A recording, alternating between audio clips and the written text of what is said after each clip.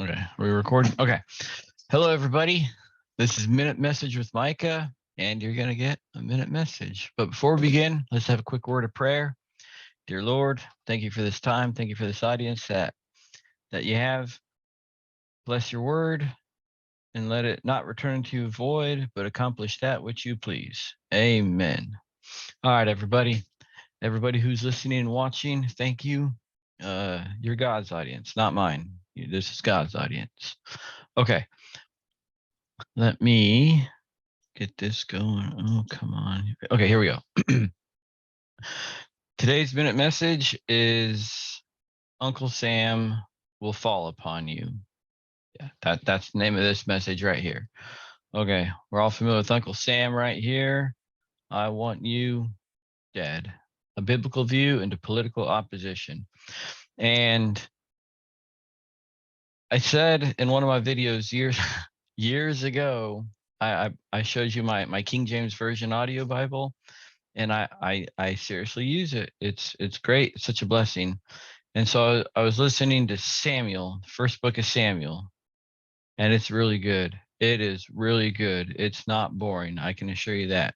But there was something I came across while listening to it, and it's like I feel like I had to share it with everybody right here. So here we go. Yes, if you're so inclined, not that I'm endorsing myself here, but yeah, that's the video I made, and my audio Bible. And I was listening to Samuel, like I was saying, and there's a few things. I'm putting this on the screen. Y'all can reference it if you want. And this is on you. Someone posted this on YouTube, right? You just type in KJV audio Bible, it pulls right up. So, like, have I been reading my Bible? No. Have I been listening to the Bible? Yes. All right. So I got that there. And just a quick little. So here's my Bible that I don't know what happened to the cover, but the cover came off, right? But we will be using this today too. And as well as the audio Bible, because I'm sure y'all don't like hearing my voice. Anyhow, these are the main scriptures that we'll be looking at. I got them queued up, so let's get into it. All right, so in Samuel, Samuel was a prophet, and this is the time of the judges before the kings, and Israel was led by judges, just men that led the people, right? God was with them, and some of them were good judges, some of them were not good judges. They were corrupt. Surprise, men are corrupt, especially when it comes to power and authority. Surprise there. So, 1 Samuel chapter 1, excuse me, 1 Samuel chapter 8, verse 1 through 22. And I got that queued up right here. So let me, twiddles. Yeah, this ain't turning out too well here. Let me share screen. Let me switch my screen to this. All right. All right, let's have a listen to this right here. Chapter 8. Came to pass, when Samuel was old, that he made his sons judges over Israel. Now the name of his firstborn was Joel, and the name of his second, Abiah. They were judges in Beersheba. And his sons walked not in his ways, but turned aside after lucre, and took bribes, and perverted judgment. Then all the elders of Israel gathered themselves together, and came to Samuel unto Ramah, and said unto him, Behold, thou art old, and thy sons walk not in thy way. Now make us a king to judge us like all the nations. But the thing displeased Samuel when they said, Give us a king to judge us. And Samuel prayed unto the Lord. And the Lord said unto Samuel, Hearken unto the voice of the people in all that they say unto thee. For they have not rejected thee, but they have rejected me, that I should not reign over them. According to all the works which they have done since the day that I brought them up out of Egypt, even unto this day, wherewith they have forsaken me, and served other gods. so do they also unto thee. Now therefore hearken unto their voice, howbeit yet protest solemnly unto them, and show them the manner of the king that shall reign over them. And Samuel told all the words of the Lord unto the people that asked of him a king. And he said, This will be the manner of the king that shall reign over you. He will take your sons and appoint them for himself, for his chariots, and to be his horsemen. And some shall run before his chariots. And he will appoint him captains over thousands, and captains over fifties, and will set them to ear his ground, and to reap his harvest, and to make his instruments of war, and instruments of his chariots. And he will take your daughters to be confectionaries, and to be cooks, and to be bakers. And he will take your fields, and your vineyards, and your olive yards, even the best of them, and give them to his servants. And he will take the tenth of your seed and of your vineyards, and give to his officers and to his servants. And he will take your men servants and your maid servants, and your goodliest young men, and your asses, and put them to his work. He will take the tenth of your sheep, and ye shall be his servants. And ye shall cry out in that day because of your king, which ye shall have chosen you, and the Lord will not hear you in that day. Nevertheless, the people refused to obey the voice of Samuel, and they said, Nay, but we will have a king over us, that we also may be like all the nations, and that our king may judge us, and go out before us, and fight our battles. And Samuel heard all the words of the people, and he rehearsed them in the ears of the Lord. And the Lord said to Samuel, Hearken unto their voice, and make them a king. And Samuel said unto the men of Israel, Go ye every man into his city. Chapter 9. Okay. Hope y'all heard. Let me see. I'm sure y'all heard that. Let me. No, I want to share screen. I want to share this screen here. PowerPoint slideshow. Yes. Okay. So y'all heard that, right? The people came to Samuel. Samuel was a righteous man. He's the one you want leading your people. He's known God since he was a young child. It's a great story of how he came to be. Really great story. But his sons, just because you're righteous and you teach your children in the path of righteousness does not necessarily mean they're going to be righteous, right? Doesn't always play out like that. So the people, they came to Samuel and they said, hey, you're old. You ain't got much time left. We want a king. And Samuel's like, no, my sons will follow in my footsteps and they will be the judge. And they said, no, your children are crooked and corrupt. They take bribes and they sleep with women outside the church of the tabernacle. Make us a king. Tell God we want a king so we can be like other nations and he will judge us, right? So in their mind, this king was going to be like Samuel, right? Like ultimately they wanted Samuel. They just wanted someone like Samuel. And so and they're a king. Yes, he'll be like you. He'll be righteous. No. So Samuel didn't like it. So he prayed to the Lord and God said, hey, they didn't reject you, Samuel. They were rejecting me. And so the Lord said, tell them this is going to be the manner of their king. And this is so relevant to today, people. Israel was free, if you think about it. They had Samuel, a righteous judge, right? And God was leading the nation. God was at the helm. And Samuel's, and he said, this is Samuel speaking to the people. This will be the manner of the king that shall reign over you. He will take first thing, not, he's going to be a judge. No, he will take. First thing Samuel says, and this is coming from the Lord, he will take your sons and appoint them for himself, for his chariots, to be his horsemen. And some shall run before his chariots, right? Like the king never goes first in battle, never. And he will appoint him captains over thousands and captains over 50s, and will set them to ear his ground. It's no longer your ground, it's his ground. And to reap his harvest, and to make his instruments of war and instruments of his chariots. So he's gonna, like he's gonna put you people to work for his army. It's his now. And he will take your daughters to be confectionaries and to be cooks and to be bakers. He's going to put the women to work too. Oh, yes.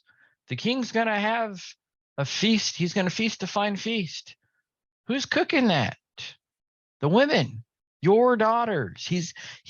And Samuel's telling this to the people.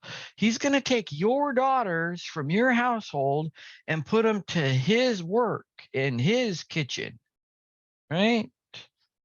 And he will take your fields. Oh, now we're getting into property here. Now we're getting, it's no longer your property, it's his. He's going to take it from you. Your fields, your vineyards, your olive yards, even the best of them, and give it to his servants. So your hard work, all that toil under the sun in your vineyard, in your field, in your olive yard, he's taking the best of it. I'm sure he's going to set his captains that he took from your sons and your daughters, and they're going to come through. What's the best, yield of harvest? Well, we'll take this for the king, and then you can have the second-hand quality yield of your harvest. It's just a bad path right there. And it's like, it's your own sons that's taking your stuff to give it to this king that you wanted.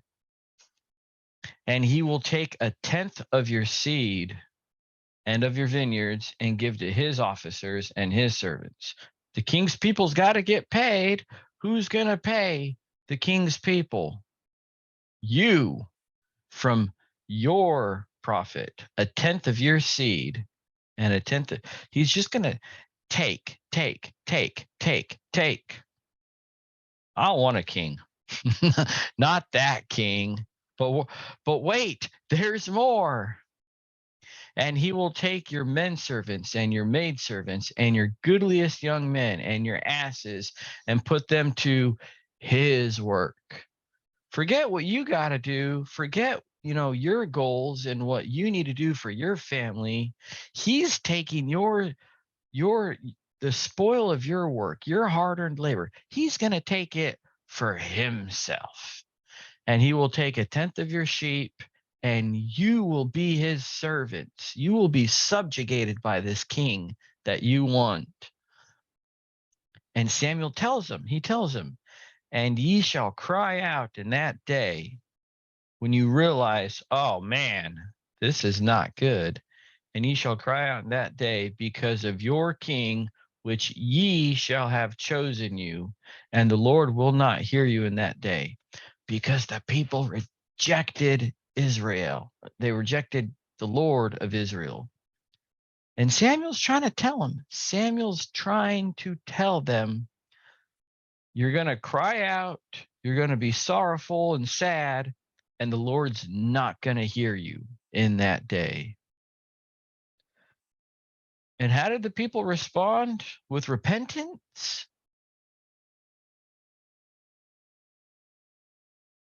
There we go. Make sure I'm still recording. Nevertheless, the people, Did the people respond with repentance? Did they think about it? Did they reason within this? Yeah, this doesn't sound too good. 1/10, that's kind of a lot. Ask anybody to just sacrifice 1/10 of their paycheck. They're not going to like it, right?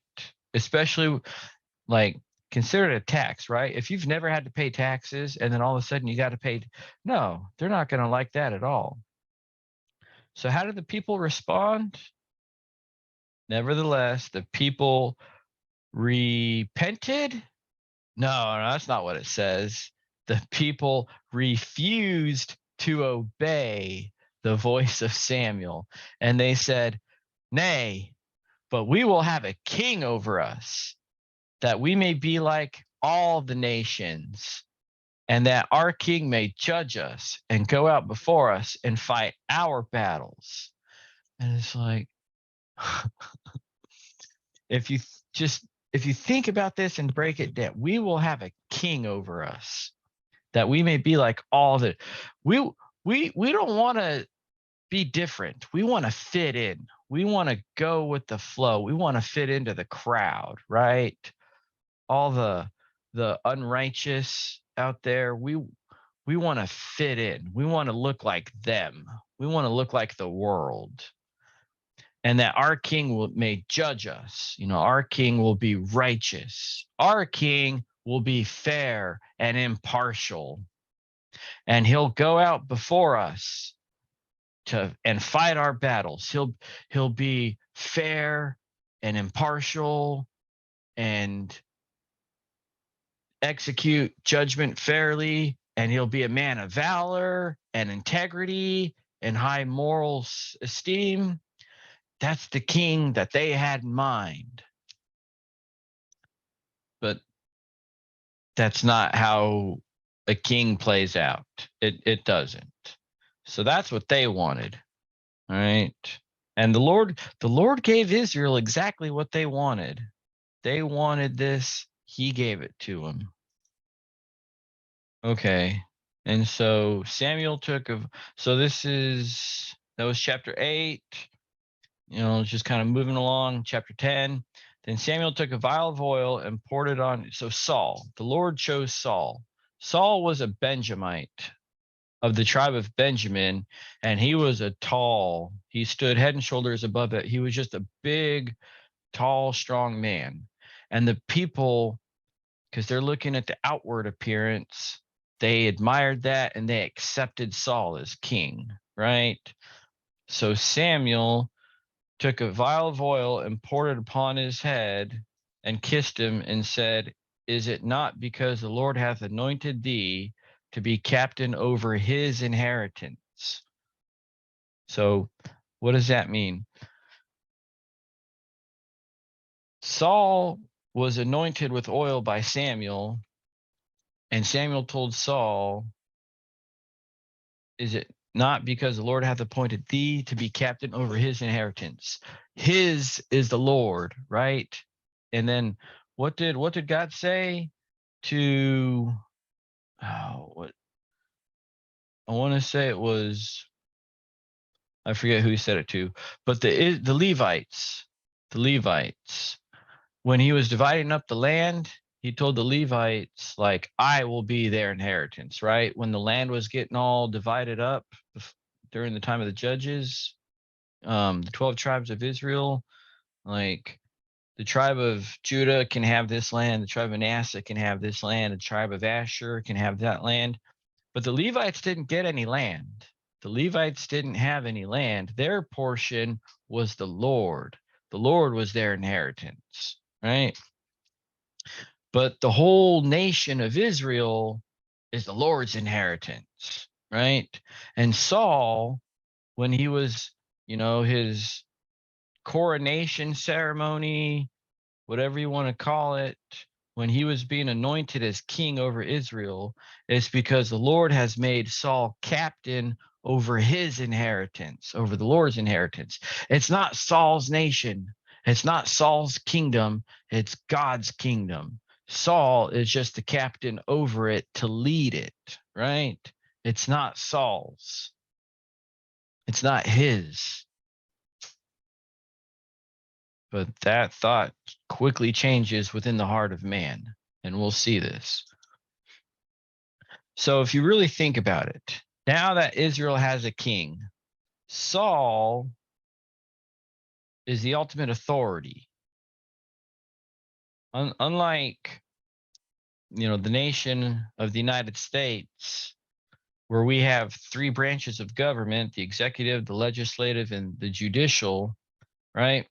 Saul was all that, all 3 of those branches that we know of government and our structure of government that we've grown up in and lived in, Saul was all that under one authority himself. He was the king. He had the executive power over the military. He had the legislative power. If the king made a decree, it was set in stone, and the king judged, just like the people said that he will judge us, right? So Saul represents the complete authority of the state.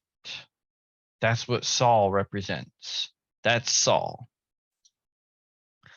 And so as we read along in the story, Israel was at war with the Philistines, right? And so I'll spare you the story of David and Goliath, but that's a good one, right? I'm sure we know of the story of David and Goliath, right? And so David becomes a soldier in Saul's army, right? David was just a poor little shepherd boy, the youngest of 12 brothers from the son of Jesse. So essentially, David was in the army.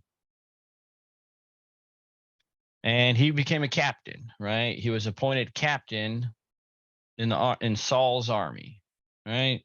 And David was a fighter. David was a fighter. And one thing I can say is, at least in the time of Israel, the king did fight in the battles too, which that's a tip of the hat to the king right there, right? Because do our modern day kings fight battles? They send the poor. Today, governments, the state, they send the poor to fight battles. Think about that one. Right. Okay, so moving right along, 1 Samuel, when we get to chapter 18, Saul and his army, they've been fighting battles. I don't know if you can see them, get rid of that. Right. Okay.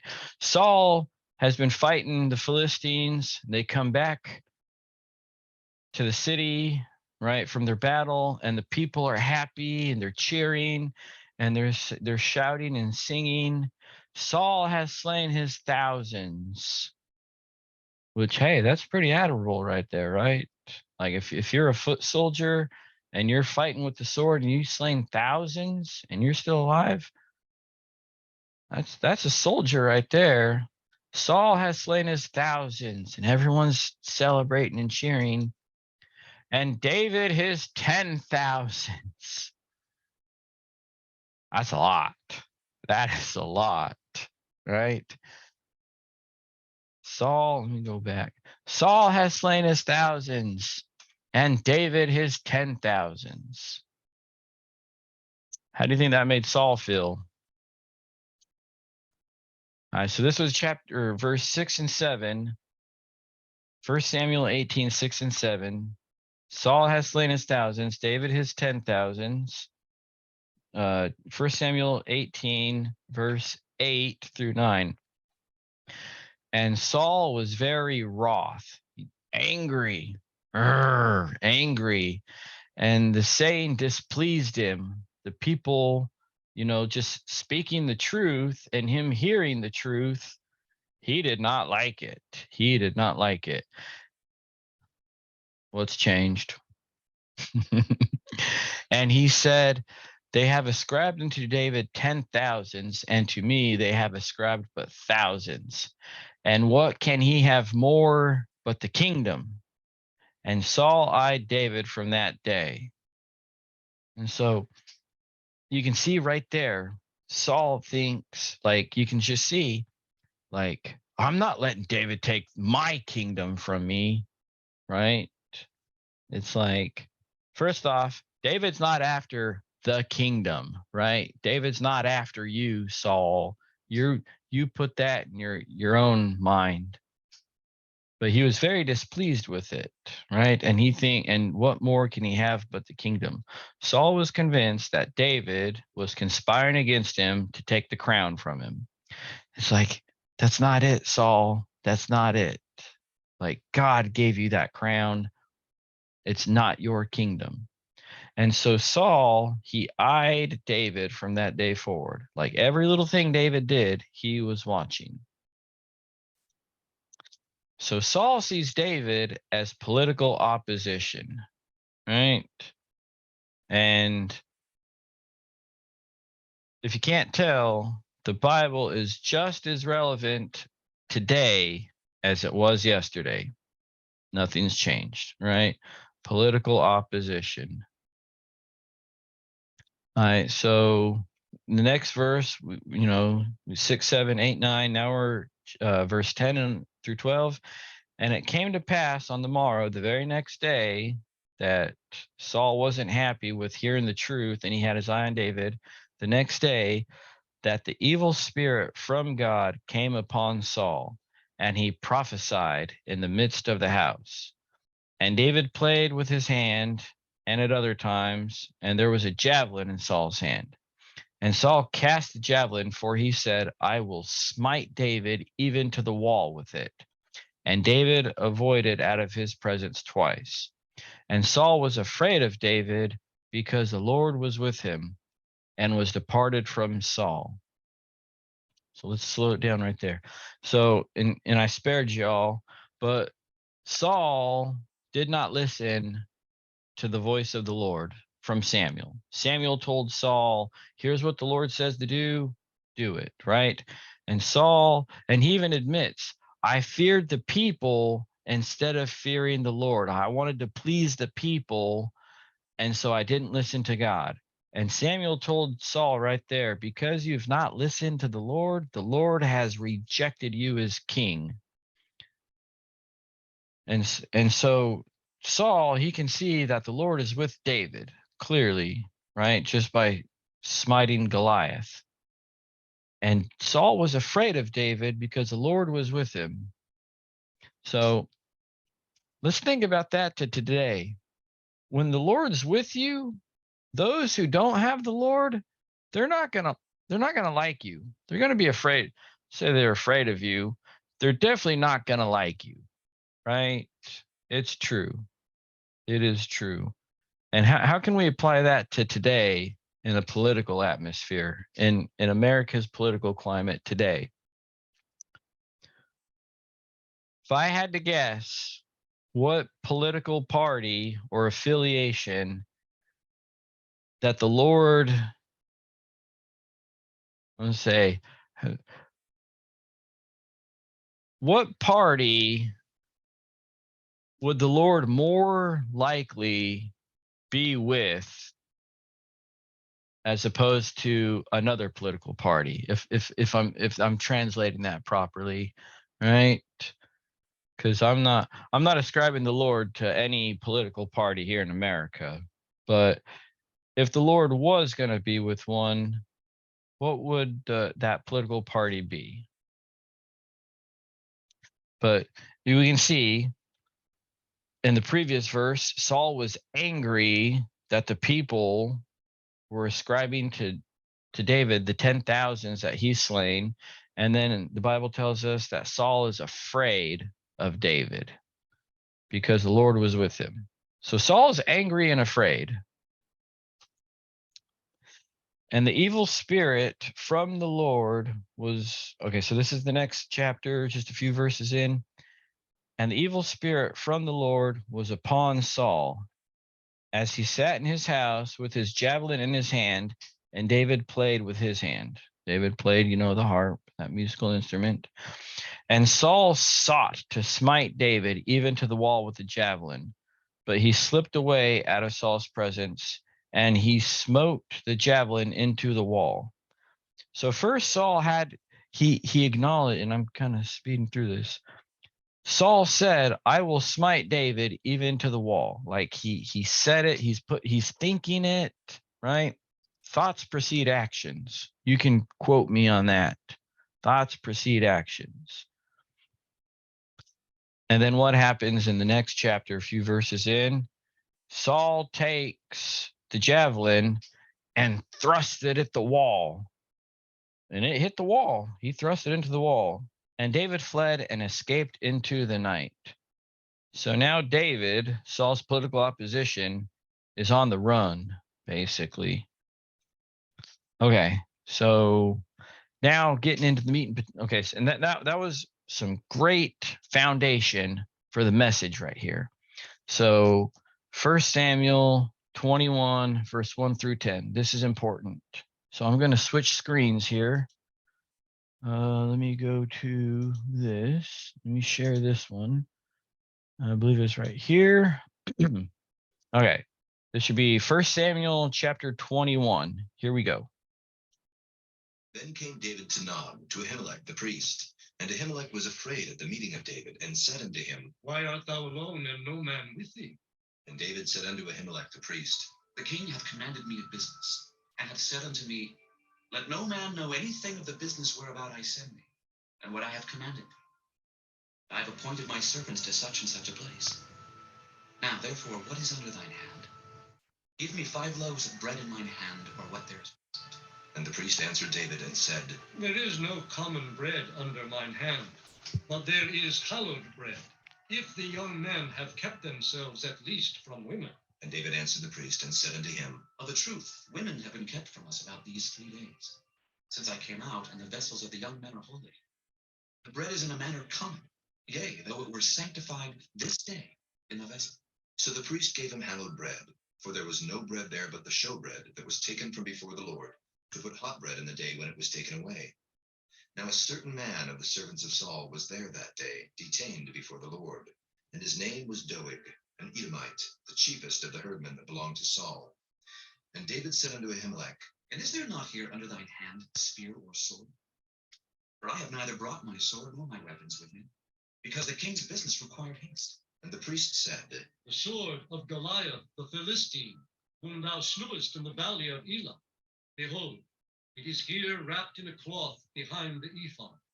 If thou wilt take that, take it, for there is no other save that here. And David said, There is none but that. Give it me. And David arose and fled that day for fear of Saul, and went to Achish the king of Gath. And this Okay, so we'll stop that right there. So I'll summarize that. Let me switch screens here. I'll go back to this one here. Okay. Jump ahead. Okay. So so David's on the run, right? Saul's trying to kill David. He's trying to pin him against the wall with his javelin. Michal, Saul's daughter, David's wife, she lowers him out the back window. And so David runs, on foot in the night. And so David has no food, no water, no weapons, nothing. And Saul is pursuing him.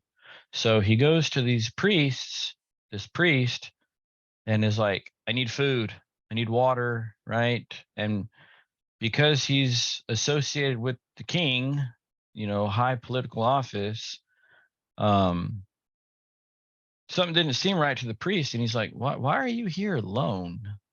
And then David says, the king's business didn't give me no time to prepare, so I need food and weapons, right? And so David did not tell the priest, hey, the king's after me. I'm an enemy of the state. It's an enemy of the state. That's what David became in Saul's eyes. David became an enemy, but he didn't tell that to the priest. He just said, yeah, the king's business is very urgent. I need, right? And so the priest is innocent in all this. And so he gave David the showbread from the altar. And so David took that, and he took the sword of Goliath, which he killed, which I don't know why David didn't have that already. War trophy. He's a soldier in the army, a war trophy. But anyhow, all right, so bear with me here. Make sure I get. Okay, 18. That was 21. Yes, okay. Okay, but this is what I want to focus on right here. Now, this is important. This is the meat and potatoes right here. 1 Samuel chapter 21, verse 7. Now there was a certain man of the servants of Saul. Now a certain man of the servants of Saul was there that day, detained before the Lord, and his name was Doeg the Edomite, the chiefest of the herdmen that belonged to Saul. So remember Samuel said he's going to take your sons and he's going to appoint them over his work, right? He's going to take your sons and your cattle. He's going to claim them as his, and he's going to put them to work for his business. So there's a man by the name of Doeg, an Edomite, and he was the chiefest of the herdmen that belonged to Saul. So he was like the manager over all of the king's flock, right? So he felt like he was somebody, right? Yes, I report directly to the king. And so he overhears it with the priest that David is there. Well, David's an enemy of the state. So he heard that David was there. He heard what David did, that he was there for food. He took the sword of Goliath and then left, right? Doeg saw that and he heard it. Doeg. Okay. So now that's important. That's important. Someone heard, right? Someone within the king's circle heard that. And then 1 Samuel 22. Now let's get to 1 Samuel 22. Let me share screens back here. I'm kind of getting the hang of this. All right, I got this. Okay, now this is 1 Samuel chapter 22, and I got this queued up, I believe. When Saul heard that David was discovered and the men that were with him, now Saul abode in Gibeah under a tree in Ramah, having his spear in his hand, and all his servants were standing about him. Then Saul said unto his servants that stood about him, Hear now, ye Benjamites, will the son of Jesse give every one of you fields and vineyards, and make you all captains of thousands and captains of hundreds? That all of you have conspired against me, and there is none that showeth me that my son hath made a league with the son of Jesse. And there is none of you that is sorry for me, or showeth unto me that my son hath stirred up my servant against me, to lie in wait, as at this day. Then answered Doeg the Edomite, which was set over the servants of Saul, and said, I saw the son of Jesse coming to Nob, to Ahimelech the son of Ahitub. And he inquired of the Lord for him, and gave him victuals, and gave him the sword of Goliath the Philistine. Then the king sent to call Ahimelech the priest, the son of Ahitub, and all his father's house, the priests that were in Nob. And they came all of them to the king. And Saul said, Hear now, thou son of Ahitub. And he answered, Here I am, my lord. And Saul said unto him, Why have ye conspired against me, thou and the son of Jesse, in that thou hast given him bread and a sword, and hast inquired of God for him, that he should rise against me to lie in wait as at this day? Then Ahimelech answered the king and said, And who is so faithful among all thy servants as David, which is the king's son-in-law, and goeth at thy bidding, and is honorable in thine house? Did I then begin to inquire of God for him? Be it far from me. Let not the king impute anything unto his servant, nor to all the house of my father. For thy servant knew nothing of all this, less or more. And the king said, Thou shalt surely die, Ahimelech, thou and all thy father's house. And the king said unto the footmen that stood about him, Turn and slay the priests of the Lord, because their hand also is with David, and because they knew when he fled and did not show it to me. But the servants of the king would not put forth their hand to fall upon the priests of the Lord. And the king said to Doeg, Turn now and fall upon the priests. And Doeg the Edomite turned, and he fell upon the priests, and slew on that day 75 persons that did wear a linen ephod. And Nob, the city of the priests, smote he with the edge of the sword, both men and women, children and sucklings, and oxen and asses and sheep with the edge of the sword. And one of the sons of Ahimelech the son. Okay. Hope y'all heard that. I don't know y'all heard that. Let me switch screens here.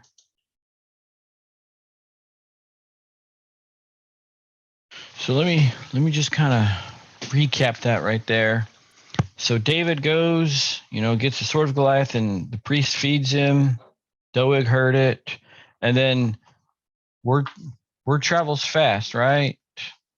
So Saul heard that David was discovered and that men were with him. And so Saul goes down to where David was, and he gets the people all rounded up, and he says, that all of you have conspired against me, that there is none that showeth me that my son hath made a league with my son, and there is none of you that are sorry for me, or showeth unto me that my son starteth my servant against me, and to lie in wait for me this day. So Saul is basically saying, hey, y'all are conspiring against me, right? You're conspiring against me, ain't gonna have it. And then basically there's gonna be retribution from the king, because apparently all these people now at the king's word, because no evidence, no trial, no due process. The king just says, hey, you guys are conspiring against me. You're enemies of the state. And then Doeg then answered Doeg the Edomite, and this is 1 Samuel chapter 22, verse 9. Then answered Doeg the Edomite, which was set over the servants of Saul, and said, this is who's diming him out, throwing him under the bus.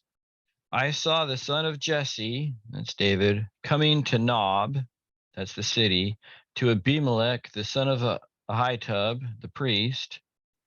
And he inquired of the Lord for him, and gave him victuals, and gave him the sword of Goliath, the Philistine.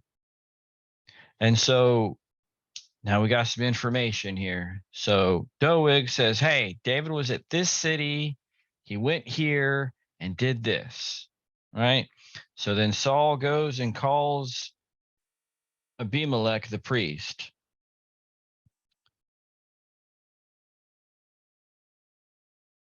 And so they have a little exchange of words, right? So the priest says, hey, yeah, David did come, but I didn't do anything wrong. Like, David came, he said he was here for the king's business.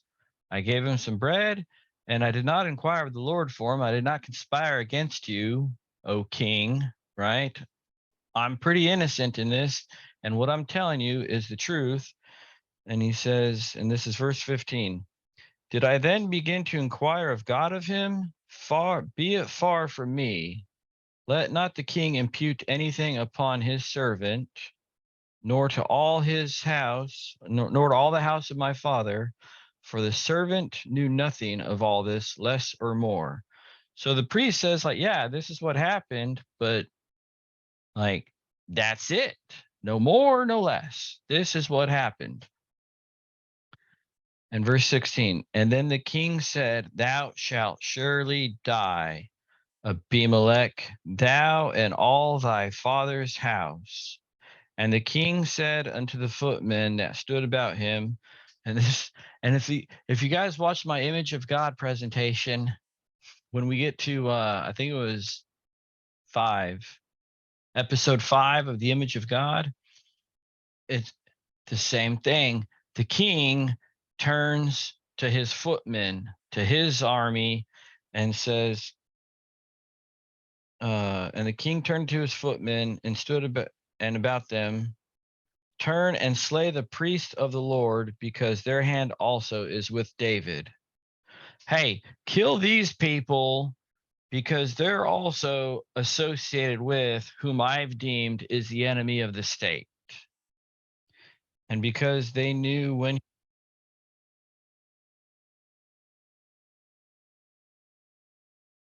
Yeah, okay. But the servants of the king, the footmen, would not put forth their hand to fall upon the priests of the Lord. It's like, look, king, we're not going to kill God's priests. And the king said to Doeg, turn now and fall upon the priests. And Doeg the Edomite turned and fell upon the priests, and slew that day 80, that's 80, and 5 persons that did wear the linen ephod. So The king turns to Doeg, who saw David and the priest. He says, hey, kill the priest. And Doeg did it. He killed 85 priests that day. And Nob, the city of the priest, smote he, that's Doeg, with the edge of the sword, both men and women and children, suckling and oxen and asses, and sheep with the edge of the sword. I don't know how to, like, the gravity of the situation here. So here comes the king, right? After he finds out that Doeg dimed him out. And the king said to Doeg, turn thou and fall upon the priests. And Doeg, he did. He turned and fell upon the priests and slew on that day 85 persons that did wear the linen ephod, the church, people, the priests. And Nob, the city of the priests, smote he with the edge of the sword, men and women and children and sucklings, it's infants, and the oxen and asses and sheep with the edge of the sword. There was a great slaughter. The king determined this guy's the enemy of the state, and anybody associated with him that's going to aid and abet are getting killed. So the king, this is the king that Israel wanted. This is it. He made the decision. He had the authority, and this is what the people wanted. And Doeg killed the priests. The men, now just think about this. Think about this. The men, you know, like the garbage guy, the garbage man, right? Innocent. I mean, they live in the city of Nob, right? Where the priests are. Someone's got to take out the trash, right? The men kill them. The women, innocent women, young women, elderly women. The men and women, grandma, grandpa, it didn't matter. They got killed with the edge of the sword. Doeg did it just killed them. The children, like everyday children are going to play, right? Everyday children are going to play. They're probably helping their dad take out the trash. You know, they're out playing. Hey, we're to just murder children, and the son.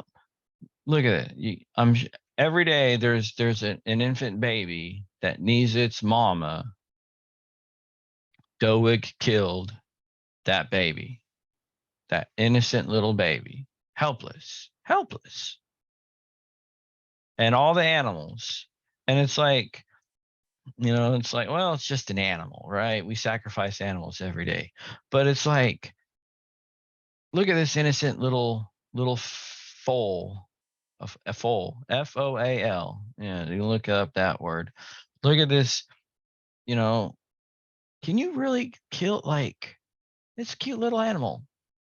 Doeg had no problem killing it because the king told him to. And it was Saul, the king, the state authority determined all this whole group of people and all them associated with who I deem as the enemy of the state needs to die, right? Because I'm angry.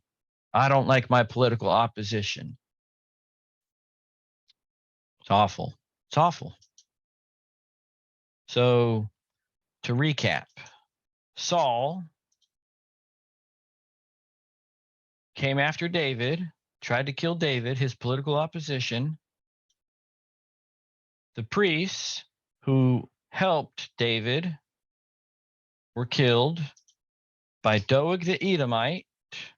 Let's seeing David come to Doeg saw it all happen.